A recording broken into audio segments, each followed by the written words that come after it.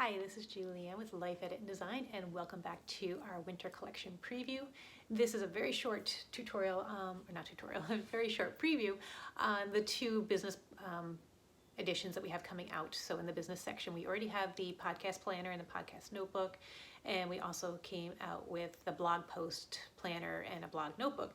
So in this quarter, we're doing the email planner, and there's also an email blank notebook.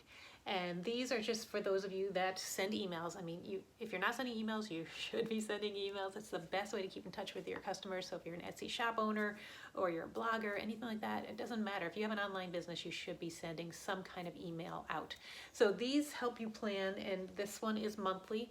The email planner, it has tabs down the side for the 12 months of the year, but you can start this any month, doesn't matter. These aren't dated, it just has the months on them.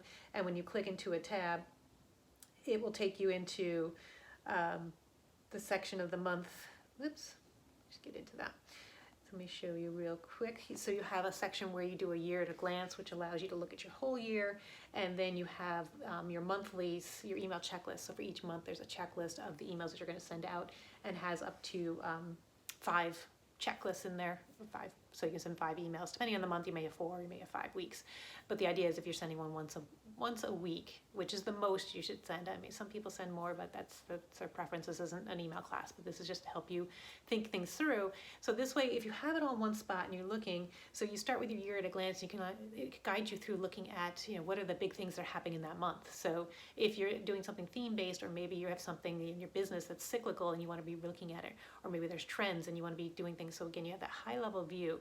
You can look at your whole year and say, okay, this month is really what I want to talk about this, and maybe not every month is planned, but there's some big things that you want to do. Maybe there's a big conference that you want to highlight, or some big promotion period that you really want to focus on. So you can say, in that month, this is what I'm going to focus on, and then work backwards, and leading up to that, what are some of the things, some of the content I want to produce that will support this big event. So for me, I do things quarterly, so I have 4 editions that come out for major collections, and so I can do my emails based on what leads up to those collections, previewing the collections, and then kind of moving through that season and then getting ready for the next collection.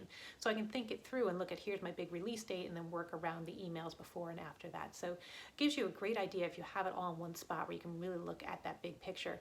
And then the email notebook, the blank notebook, is just times you just want to collect ideas. You maybe want to collect inspiration, something that kind of jarred your mind, like, oh, or this is a great article and I want to come back to it and reference it, or I learned something new on this technique and I want to come back to it.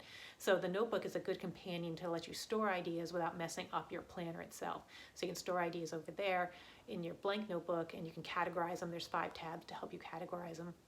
And then you can go into the main document, your main planner, and be pulling those ideas into it when it's appropriate, when it's the right time.